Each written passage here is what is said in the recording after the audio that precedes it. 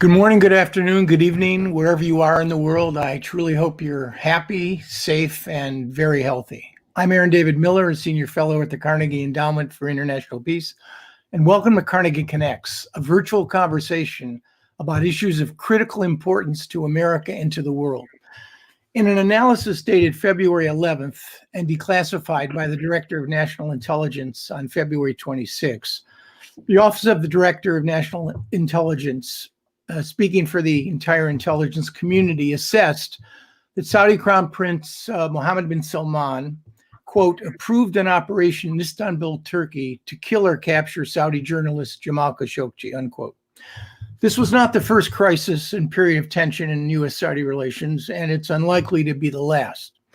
Despite 70 years plus of close cooperation, there have been moments of tension and crisis as there are in any relationship. The oil shocks of 1973 and 1979, a near walkout by King Abdullah in March 2002 on President Bush, George W. Bush in Crawford, Texas, over the Palestinian issue. The Iraq War, which led to the overthrow of a Sunni regime in Baghdad and the emergence of a series of Shia governments, not aligned with Iran necessarily, but vulnerable and more susceptible to Iranian influence. 9/11, of course, from which the U.S. Saudi relationship, I would argue, has not yet recovered. And 2019 attack by a Saudi air trainee that killed 3 Americans at the U.S. Naval Air Station in Pensacola, Florida. And of course, now Jamal Khashoggi and other Saudi human rights violations. Against all of these moments of tension during the course of the decade, and headlines, there's one trend line that has supported the U.S.-Saudi relationship that has now come under greater stress. My friend and former colleague at the Wilson Center, David Ottaway, argues that the oil for security trade-off that has driven, powered, and made the relationship quite close these many years has come under greater stress. Some argue that oil for security relationship, that quid pro quo that framed close U.S.-Saudi relations, is cracking. The U.S. doesn't need Saudi oil and may never have been completely dependent on it for sure, though the world still does. And the Saudis don't trust us when it comes to our commitments to protecting their security. The rise of Mohammed bin Salman and the Trump administration's policies of enabling his policies over the last 4 years has only increased tensions. So what about the future of the U.S.-Saudi relationship? What's changed about that relationship, for good or ill, in the course of the last 20 years, and especially over the past 5? What are core U.S. interests, vital U.S. interests in the kingdom? Is Saudi Arabia an ally of the U.S., a country that shares a high degree of coincidence of both values and interests and strong domestic support? Or is it more a partner whose interests coincide but only episodically? How does the Biden administration view Saudi Arabia? And what does it hope to accomplish? What does, quote, recalibration, unquote, really mean when it comes to U.S.-Saudi relations where they diverge in Yemen on human rights and on Iran? Fortunately, as usual, I don't have to answer any of these questions, but we have 3 exceptional analysts and scholars of Saudi Arabia who can. Yasmine Farouk is a visiting fellow and colleague in the Middle East program at the Carnegie Endowment for International Peace and writes terrific pieces on Saudi Arabia.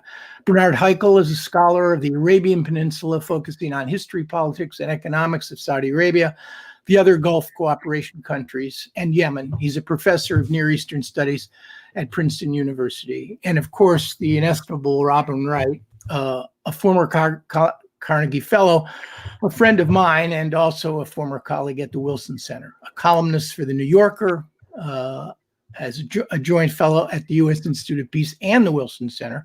And Robin, as you know, has covered the Middle East for almost half a century. The drill this morning is a recognizable one. Robin will begin, then on to Bernard and Yasmine. I will ask, in a moderated portion, a series of annoying questions of our 3 panelists, and then we'll go to screen questions from the audience. So with that in mind, Robin, thank you so much for coming and welcome to Carnegie Connects. The virtual floor is yours. Thank you very much, Aaron. Go Blue. We are both Michigan graduates and rooting for the University of Michigan basketball team. let me just say about Saudi Arabia and the United States that this has been a relationship that's had ups and downs since Franklin Roosevelt met Ibn Saud in 1945. There has always been a kind of basic need for each other, even though we are very unlikely allies in many ways. When you look at the past 20 years, it has been particularly volatile because of 9/11 and the fact that 15 of the 19 hijackers were Saudi citizens. There have been the most fundamental questions asked since then about the nature of the relationship, how important it was. I've just returned literally last night from a very long tour of the region skirting Saudi Arabia. I was in Afghanistan, Iraq, Syria, and then Lebanon. And it's clear how Saudi Arabia plays a very important strategic place, has an important place as the U.S. looks at all these conflicts it's trying to wind down, as it looks at what kind of stability it can create in the world's most volatile corner.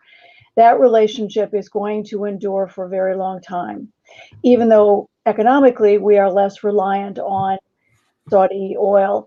Our allies are as well, and so there is that economic / strategic issue as well. Politically, I think is where the tensions are deepening and have changed the most since in the transition from the Trump administration to the Biden administration. As most of you will remember, President Trump made his very first trip to Riyadh, where he went through a very lavish ceremonial welcome, the talk of creating deeper counterterrorism efforts, the famous picture with their hands on the globe. And the Crown Prince, Mohammed bin Salman, was a very close ally, kind of an interlocutor between the king and President Trump through Jared Kushner, and they became kind of quite classic of friends talking on WhatsApp and having late night discussions. The tone certainly is marked by the words that during the campaign Joe Biden used when he called Saudi Arabia a pariah country with no redeeming value. That was his campaign platform. What's striking is that since he became president, not much has changed again, and he's followed in some ways, even in the announcement of the results of the Khashoggi investigation, which pointed to Mohammed bin Sultan, or MBS, Mohammed bin Salman, MBS's role in the murder, that this could not have happened without him, that several of the people involved were in his personal security team. And the Biden administration opted to do absolutely nothing about MBS, whether it was denying him visas, sanctioning some of his properties. There was not even a token gesture. So that reflects, I think, the feeling in Washington more broadly that the United States still needs Saudi Arabia, albeit if in different ways. I think that as long as there is tension between Iran and the United States, that Saudi Arabia is going to play an important role in the kind of planning for American security. As has been known for the last few weeks, the United States is even developing some bases on the western coast of Saudi Arabia in order to provide kind of a back front in the event that there is some kind of tensions, because our current bases in Kuwait, Saudi Arabia, Bahrain.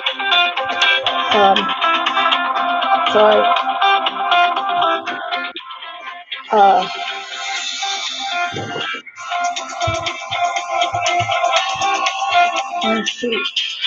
Sorry.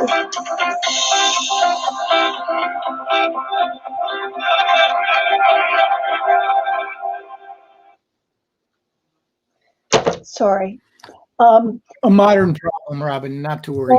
No, I just, I'm on a different, my body's on a different time zone, and so are my people who are calling me. Anyway, I think the administration is, because of its strategic calculations, with some kind of looming tensions with Iran in the absence of any new agreement on the nuclear accord, that the United States is positioning itself because of there are more attacks, because Iran's missile arsenal is becoming ever more powerful with ever longer ranges, that the U.S. is making calculations that include Saudi Arabia as a fundamental ally in positioning its military assets. So I think on that front, it's still a very important ally. I think the thing that's troublesome is the fact that someone who is charged with one of the most grisly and most graphically documented murders is getting away scot-free. And I think that whether it's the human rights community, and I think Biden's, instincts are that this is deeply unacceptable, but what do you do about it? And for the moment, I think he's decided that he's given every signal that while it's unacceptable, that the United States is not going to do anything about it, which has broad repercussions, I think, in terms of setting the precedent. What message does this send to whether it's Xi Jinping or Vladimir Putin or Erdogan in Turkey and El-Sisi in Egypt, that for a man who kept saying during the campaign and in his platform that human rights was going to be so important, this clearly signals perhaps our strategic and economic interests will supersede human rights yet again. You wanted to speak for only 5 minutes, and maybe I should stop there.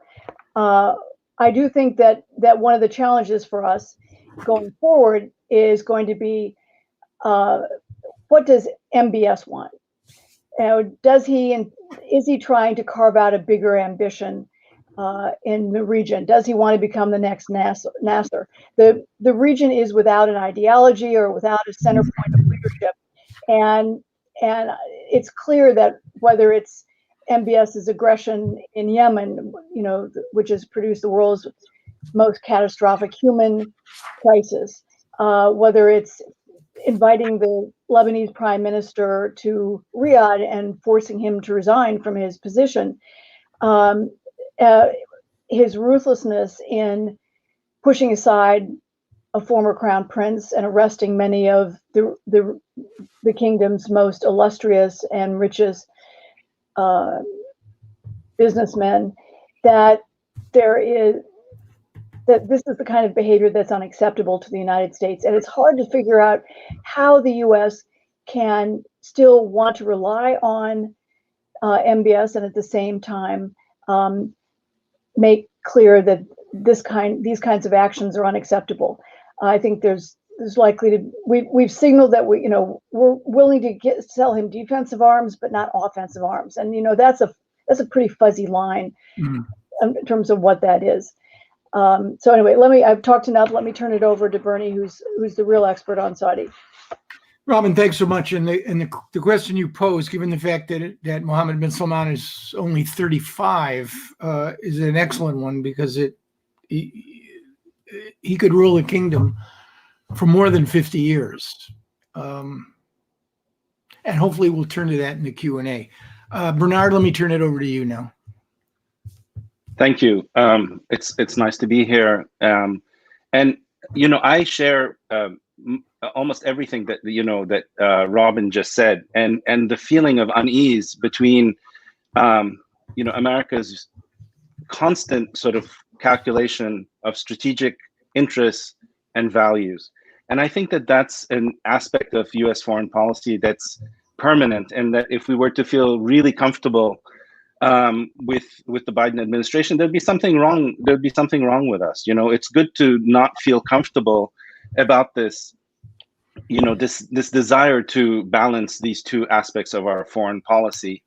And I think Saudi Arabia is a particularly hard nut to crack when it comes to that. And I say this because, in fact, the relationship, and that is something that every U.S. president has had to acknowledge since at least Eisenhower, which is that Saudi Arabia is an extremely important country for U.S. strategic interests. And it's not just about oil, by the way, although that is an important component. It's also about the stability of the region.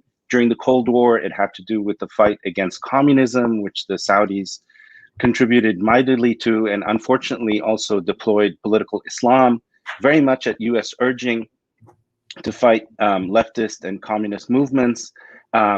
It has to do with global financial markets and their stability. It has to do with the reserve currency, the dollar, being the principal currency in which oil is traded. So it's a very complicated relationship.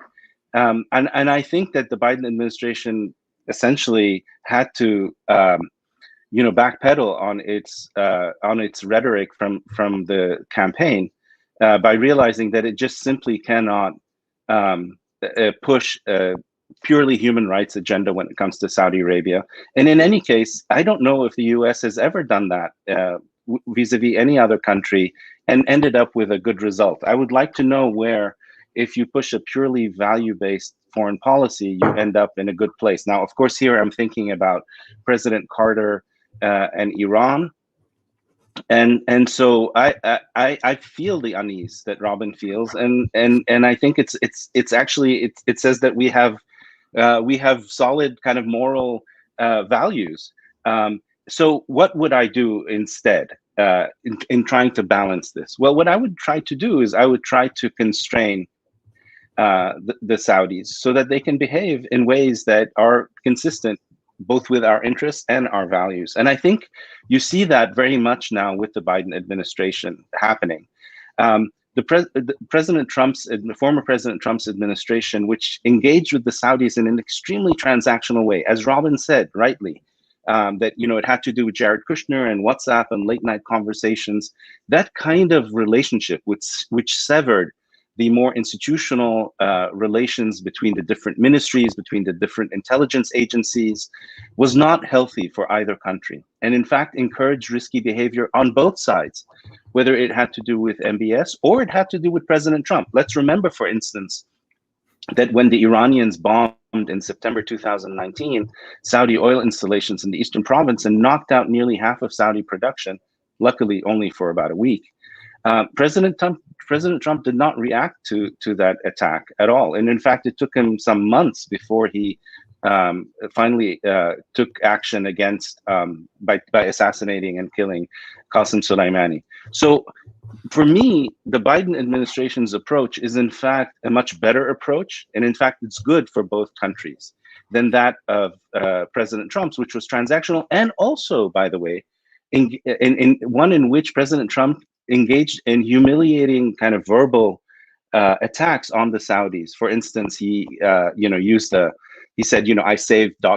his, and he also said that they wouldn't survive for 2 weeks without us. All of that kind of way of dealing with any other country, but most especially the kingdom, is not helpful. And lastly, I would say that beyond the question of Iran, if you want to push for a resolution of the Israeli-Palestinian conflict, if you want to have normalization between Arabs and Israelis, the Saudis are key to that. So there are any number of issues that you cannot avoid Saudi Arabia, and you must deal with it. So the question then becomes, well, okay, let's sanction MBS. Then what? What would happen as a result of that? Are you likely to change the way in which succession is decided, which is a sovereign decision of an absolute monarch? Unlikely, right? So deal with him, deal with the kingdom in ways that I think the Biden administration is now doing, and we see results. One of those is the release of a number of prisoners, and I hope all of them will be released. But you have to do it discreetly, and you have to do it, I think, in a sustained fashion. And I think both countries' interests will be served by that, much better than what we saw under the Trump administration.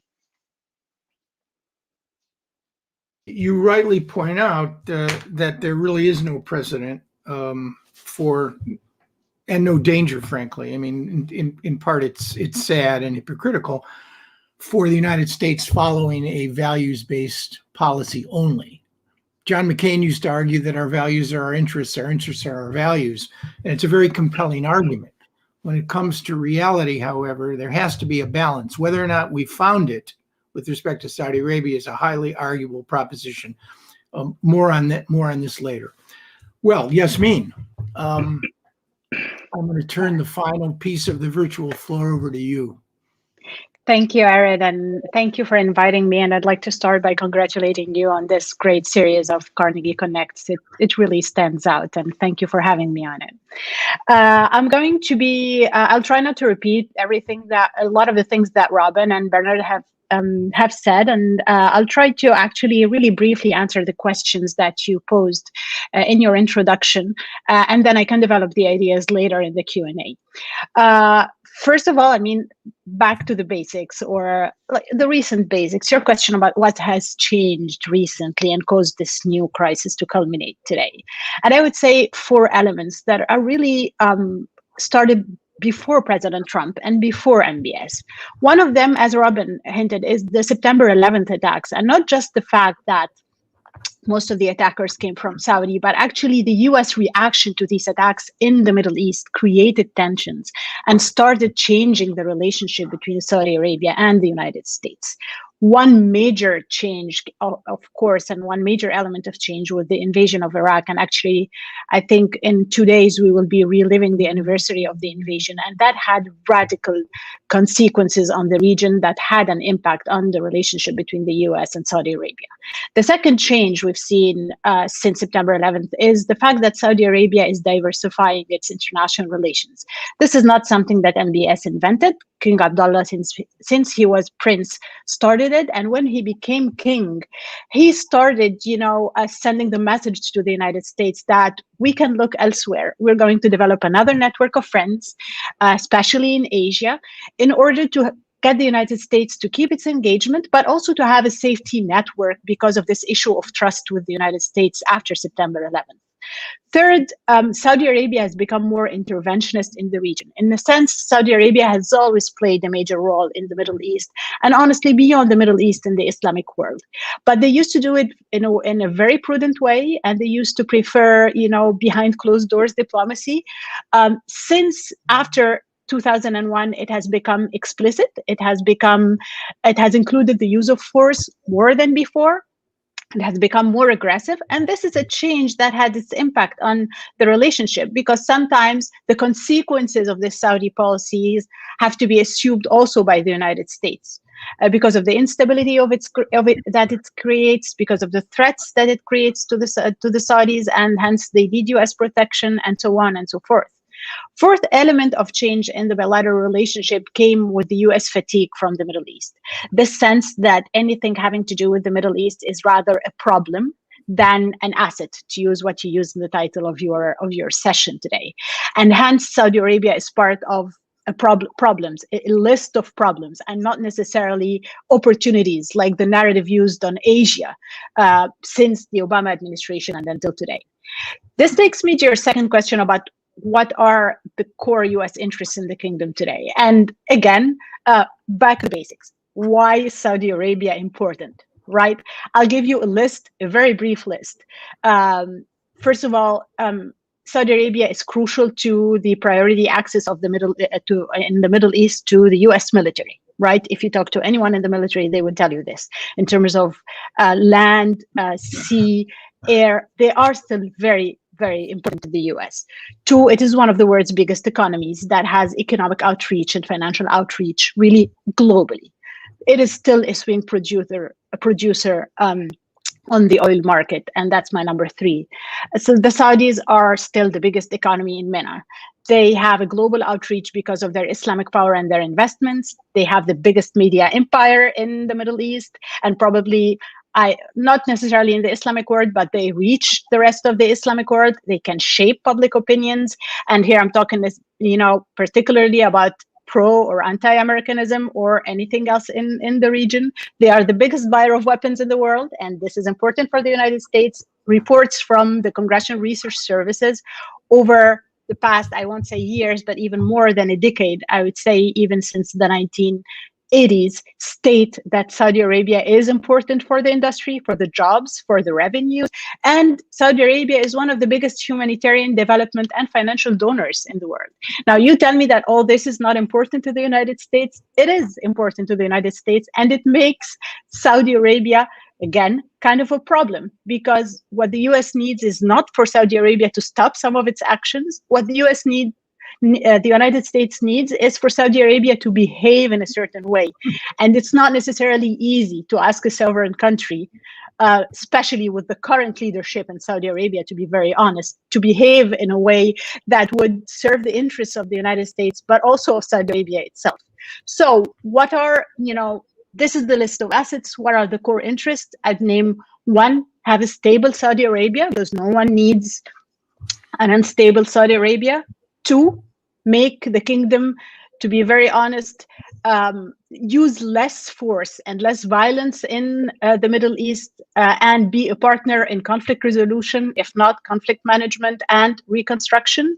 I would say three, use its soft power, whether it is the money or Islam, in a more constructive way to reverse back the decades of extremist religious educations, and not just to stop, promoting Islam, because Saudi Arabia cannot just say, okay, I'm going to be neutral and stop funding them, and we consider that this is enough.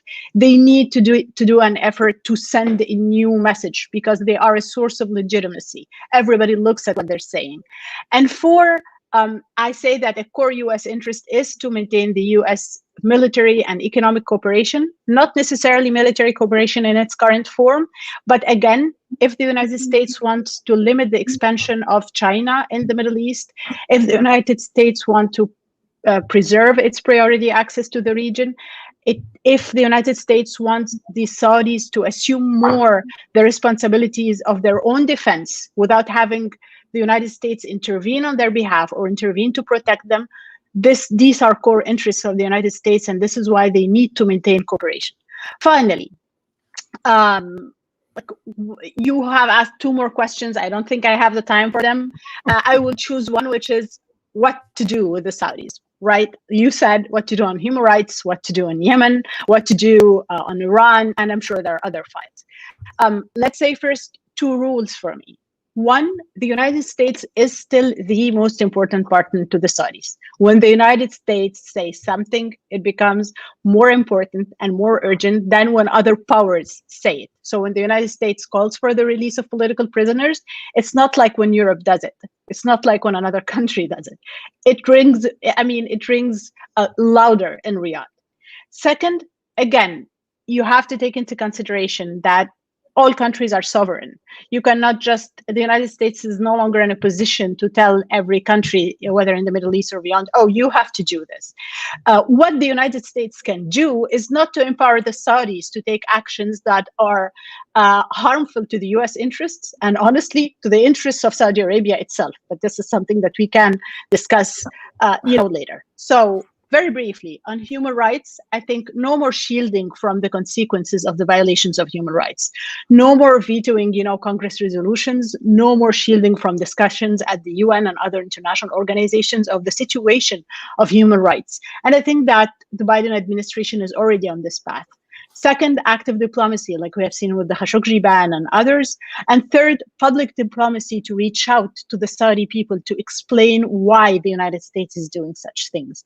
I hint here to my last piece with Andrew Lieber for Carnegie, where we explain, that anti-Americanism is on the rise in Saudi Arabia again. And this is why the United States needs to explain to the Saudi people the reasons behind such policies.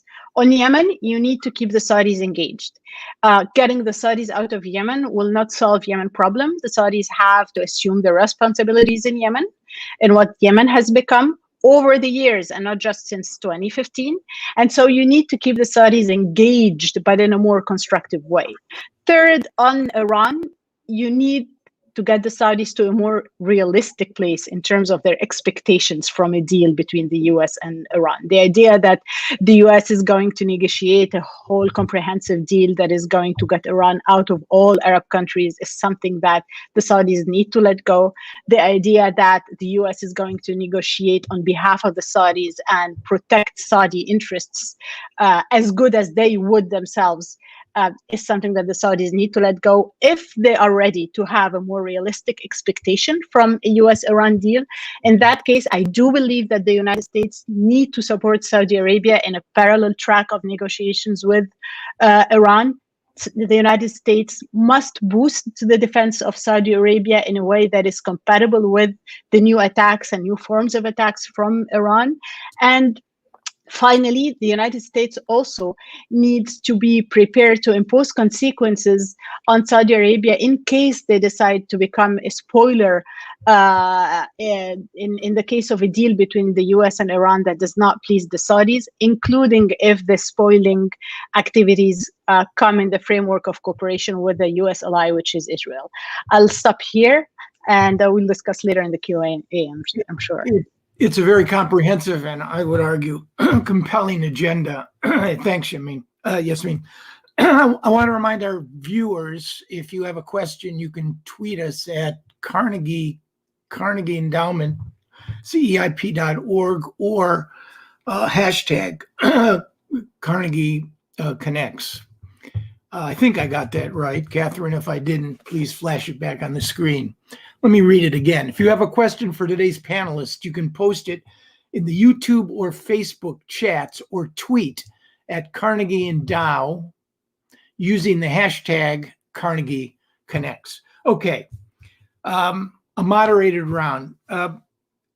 Tip O'Neill once said all politics are local. So I'd like to press each of you on a question that Robin raised, which I think is really compelling, which is what is Mohammed bin Salman want? How does he see Saudi Arabia?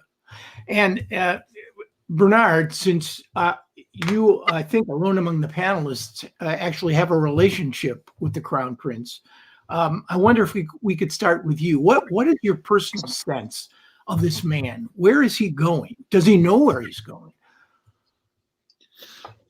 So, my sense is that he represents a strong set of views that have been inside Saudi Arabia for quite some time now, actually. Namely, that the kingdom has to diversify its economy away from oil. It has become much less dependent on the US or any other country.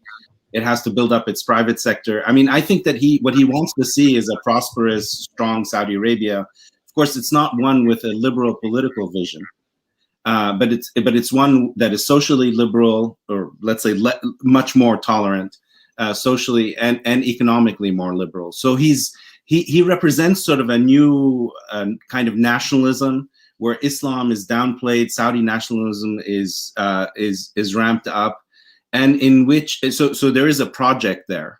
There's a national project, and it's one that has extremely high ambitions. It's outlined in something called the Vision 2030 document. So that's how, that's what I think he's about. He has his own views about how to get there. There are different views within the royal family and within Saudi society about this. Questions about, what role does Islam have to play in the new vision of Saudi Arabia? How important should oil remain, and so on. So that's what I think, he's about. And he's quite aggressive about wanting to get there because he sees that the oil is going to become what we call a stranded asset. In other words, an asset that is likely to be a lot less valuable very quickly.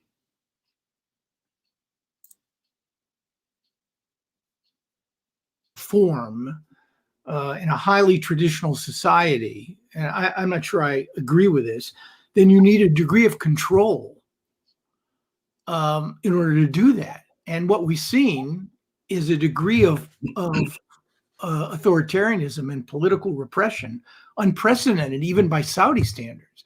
So that's a key and unanswered question. I agree with everything that you've said with respect to what he wants for the kingdom. It's the means to get there, presumably, that if that's his direction, that is so disconcerting.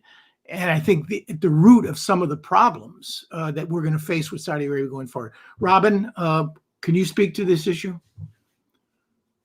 Robin, I think you need to unmute. I unmuted myself, but can you hear me? I can, yes. The host keeps muting and unmuting me, and I can manually do it here, thanks. One thing that concerns me is that, and it haunts me in some ways, I remember Jimmy Carter going to Iran when it was engaging in its period of reform, something called the White Revolution, and calling the Shah an island of stability in the Middle East. And I worry that the Trump administration did that a little bit, and that there's a kind of broad acceptance of that as a reality when, as you point out, Aaron, I think this is a very unstable place, or potentially unstable anyway. When you look at what the Crown Prince has done, he's changed all the rules of engagement in the kingdom. He has absorbed all the five major levers of power. He is defense minister. He is head of the Economic Council. He's, in charge of, he's kind of consolidated his hold on the clerics. He's in charge of the royal court, which means anybody who wants to see the king has to go through him. And most of all, he has eliminated the idea of consensus. This enormous royal family, which has, and Bernie probably knows the number, thousands of princes just since in the century, 90 years since the kingdom was created. And they all ruled at one point by consensus. And that was, the cousins and the brothers and so forth were given roles of responsibility as governors and in charge of military units, no women in those positions. But by and large, that the family felt that it was included in the perks and privileges and profits of the kingdom. And he changed that. And not only did he take away their power, but in many ways, for some of them, he took away their assets too. And there is a nervousness within the senior, among the royal family, the senior layer of power, very much about what his intentions are, who's vulnerable. Is he going to kill them? Is he going to lock them up? Is he going to seize all their assets, as he's done with others? When we talk often about the detainees in Iran. There are detainees in Saudi Arabia, the Americans. One of the things the Biden administration has done is win freedom for 2 Americans, but there are more. And we don't, talk about that as much. So it's not just the locals that he persecutes or prosecutes. I think we also have to be very worried about the instability in terms of what his regional power is. To demand that a foreign minister, the prime minister of another country, come to your country and resign on national television is just unthinkable. But he pulled it off.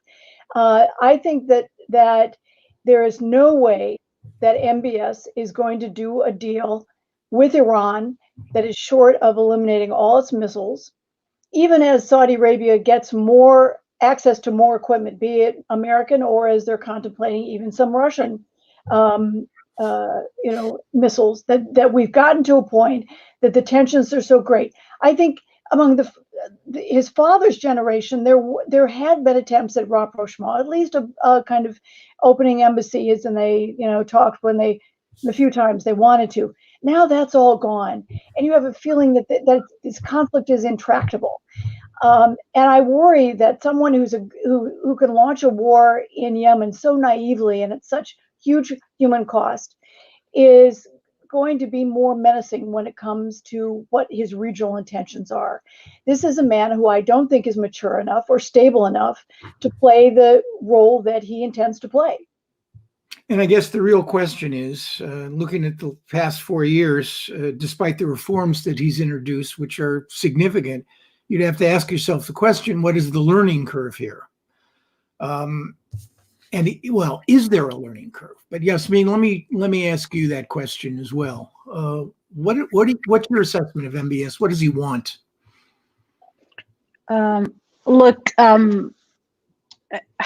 Does he have a project to change the country? Yes. Is it for the good reasons? Not always. Yes, everything. I mean, who doesn't want to see the fight against corruption in Saudi Arabia? Who doesn't want to see a liberalization of the social space? Who doesn't like empowering women?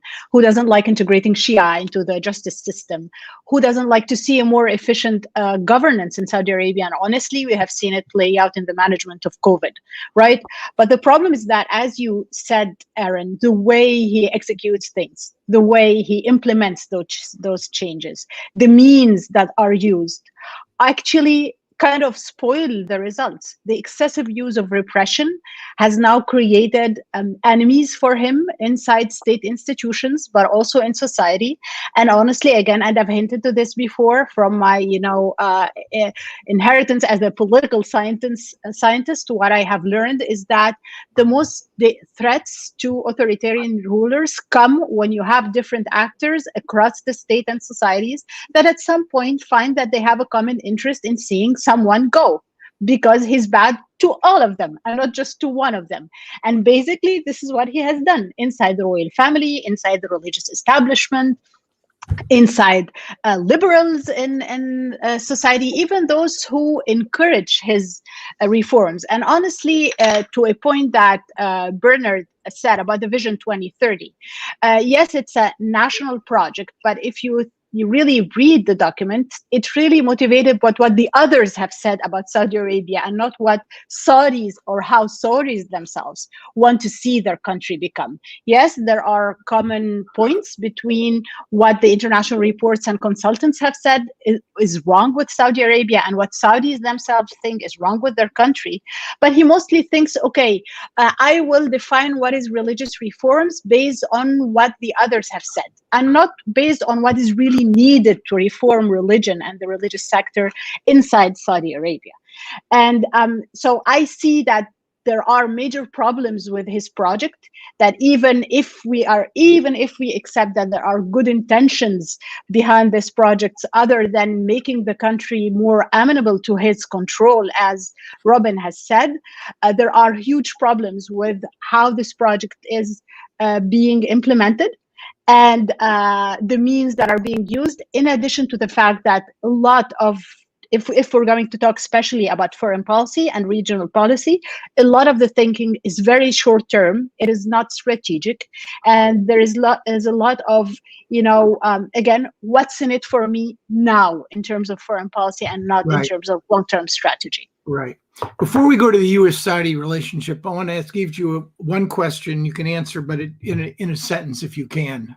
What is the greatest threat? We talk about stability and instability in Saudi Arabia. What is the greatest threat, do you believe, in a sentence, if you can, before we move on, to the stability, the continued and enduring stability of Saudi Arabia? Dodge the Arab Spring, as many of the Gulf countries have done.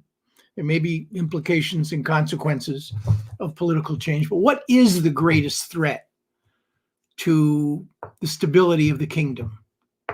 Bernard? Yeah, so I actually don't think the regime is unstable. I mean, this is not a one bullet regime. There are lots of princes. All of them feel entitled to become king. This is a very large royal family. It's well entrenched in the society. The real form of dissent that can pose a threat to the regime is Islamist. The Al Qaeda, ISIS type. That's been pretty much crushed very successfully with the help of the United States. So I think that the real threat to the regime is not one that's immediate, but rather it is, what do you do once oil goes down to $10 a barrel and stays there indefinitely? And then how do you pay your civil servants' salaries? 70% of the population works for the government. How do you develop an economy beyond oil? That's the real challenge of the country. Right, and I was casting the question in terms of the future, not the present. So your argument would be the end of oil will provide the greatest challenge across the broad spectrum to Saudi Arabia. Robin?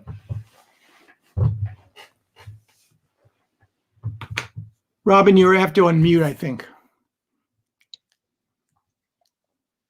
I think there are a couple of things. One is that Saudi Arabia considers itself so essential to the rest of the world, and the long term, the danger is it loses that importance. It came out of nowhere with the discovery of oil in 1933, and with alternative energy independence, and growing in some places, that it no longer has the value it thinks it, and it can't get kind of make demands that other countries have to comply or want to even expend their own resources supporting. And I also think the narrowing of power in the 21st century, whatever the political trend globally in the world right now, the 21st century is going to be about the widening of power and responding to what people who are better educated, have access to technology, are going to want. And I don't think the king is providing it. He may be popular because of movies now, but people, as Saudi Arabia becomes less essential, are going to want to feel that they are protected, and the system may not be able to do that as well. It's a fascinating answer. It gets to the issue of what happens when your reputation and street cred sort of wear off. What are the implications? That's really intriguing. Yasmine, quickly. Internal or external, or a combination of both?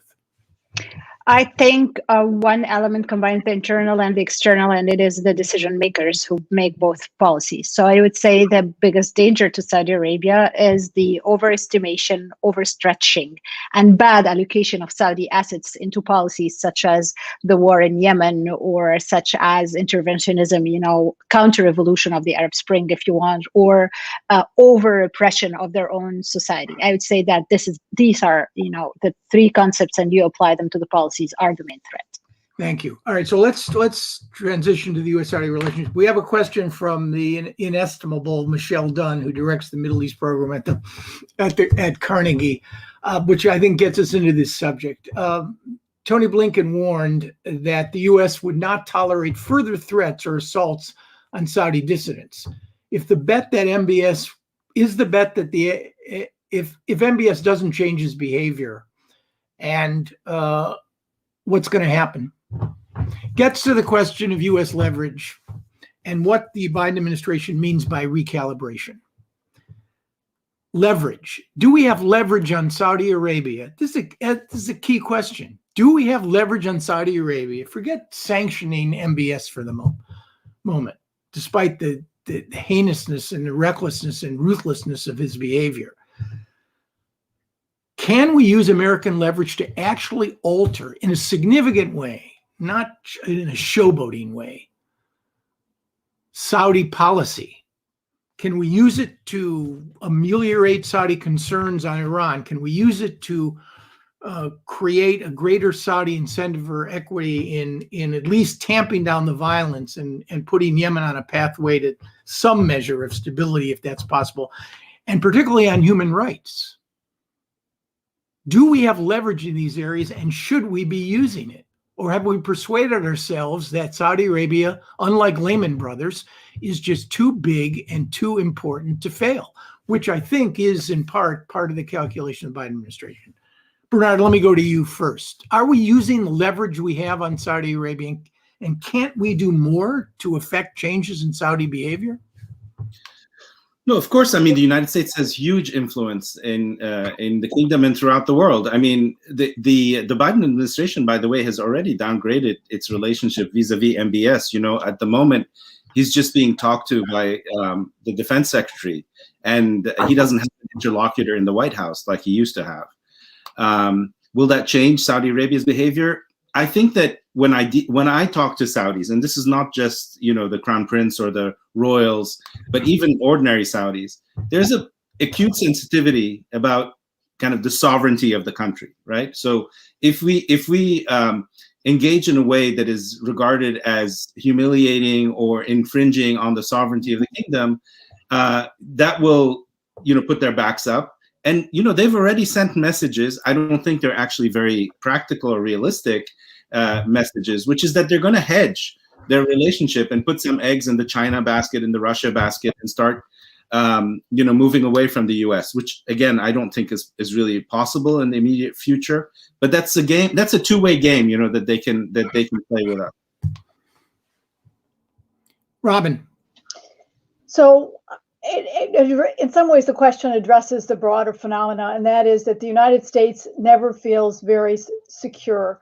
We think we can be, we don't understand that others try to game us, and we just need to push back. How many countries have said, "Oh, we won't buy American stuff if we'll go to buy Russians." military gear or Chinese military gear or something. And the Saudis have done that too. And the reality is the Saudis, no one likes the Russian and the Chinese stuff because it's just not as good. And it's often incompatible with the things they have bought from the United States. And so some of it's our fault that we let countries intimidate us when we are the much stronger player. We have enormous influence if we choose to use it, and I think we often don't. And when under Trump, there was kind of a bullying of the world. Under Biden, there is a deference to the world that we've never found that ground just to be strong players and say this is the way we want it. This is the way the terms through what we'll deal, and like it or lump it. And most countries will, in the end, I think, like it, because if they don't like it, because they want to buy from us, they want us to be their protectors ultimately. I mean, Saudi Arabia, as they like to say, will fight to the last American soldier. So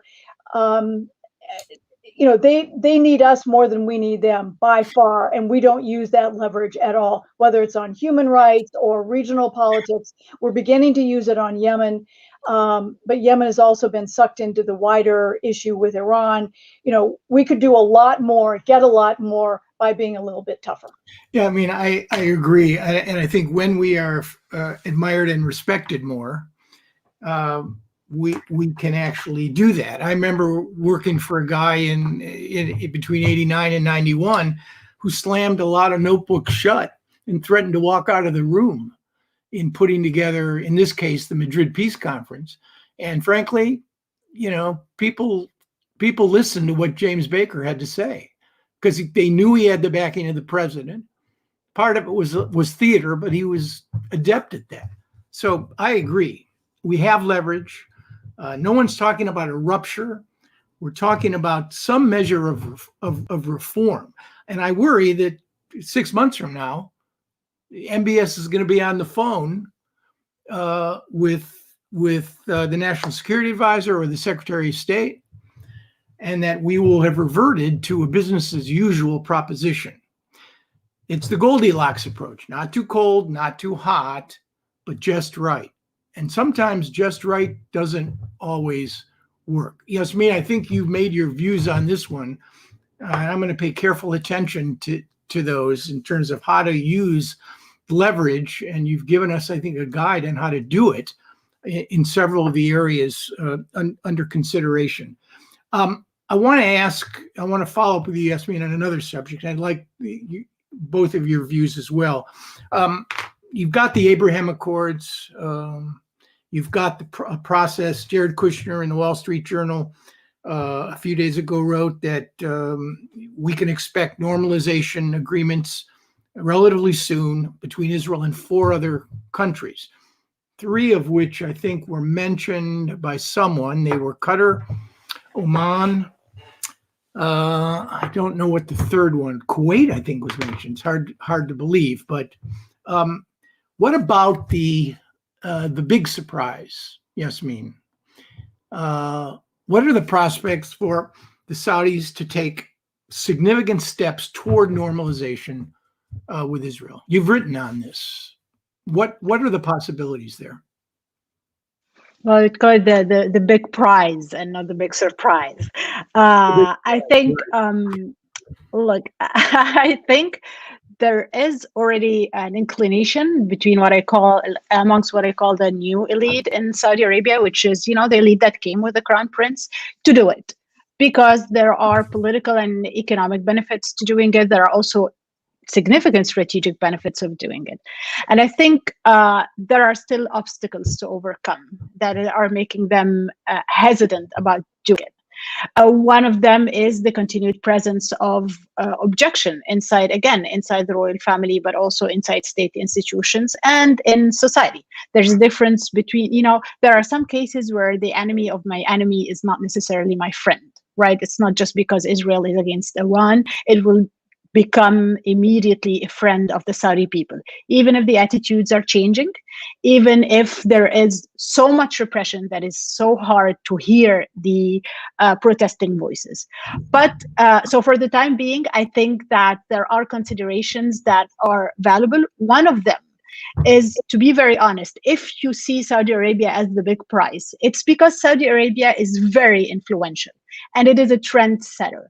But you are asking the Saudis to take an action that will take away this, that will discredit them as a major soft power in the Islamic world and in the Arab world as well.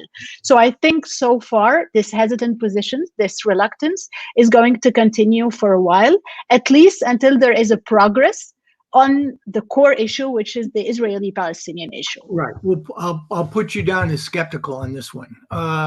Bernard, normalization with Israel? Yeah, I mean, I agree with Yasmine. I think that, you know, there are all kinds of domestic and local calculations that intervene here. I also think, you know, that this is something that will never happen as long as MBS, you know, can't visit the White House, to put it very bluntly.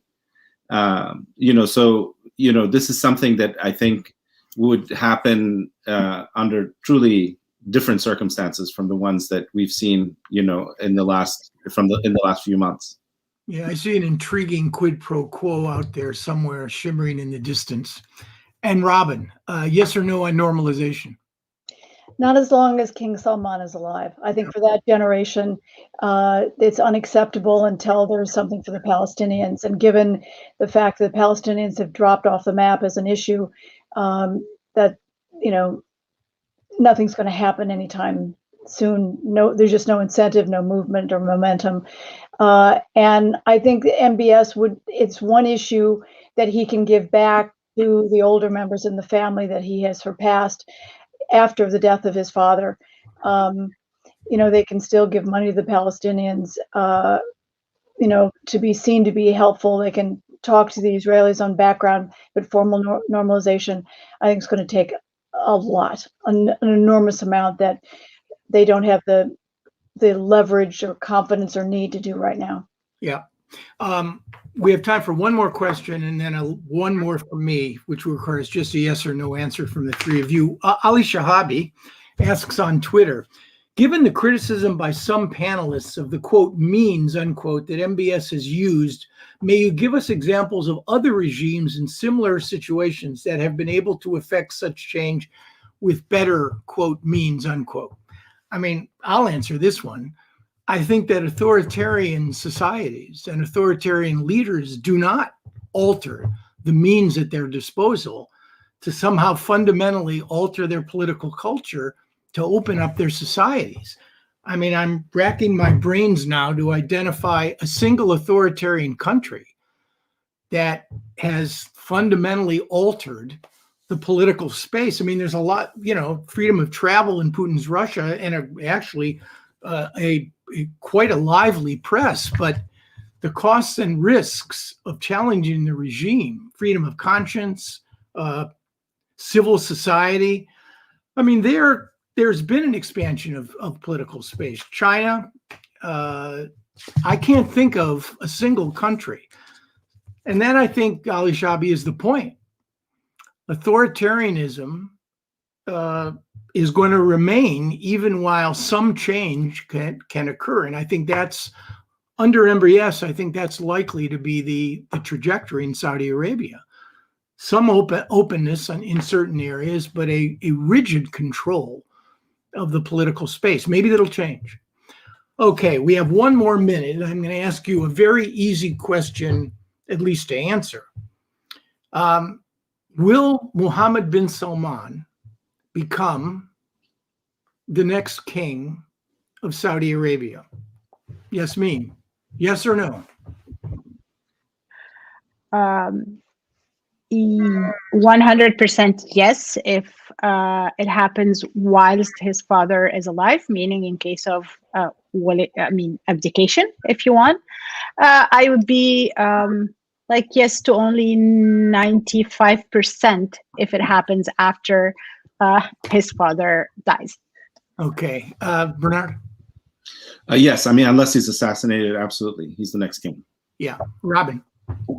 Yes, I think he's the next king. I agree with Yasmine. There is that small percentage, but he has eliminated the opposition and made so many nervous that there aren't means to challenge him politically. He's forced everyone to virtually everybody to kind of pledge some kind of informal or formal allegiance. I think the bigger question is, does he die as king? Yeah.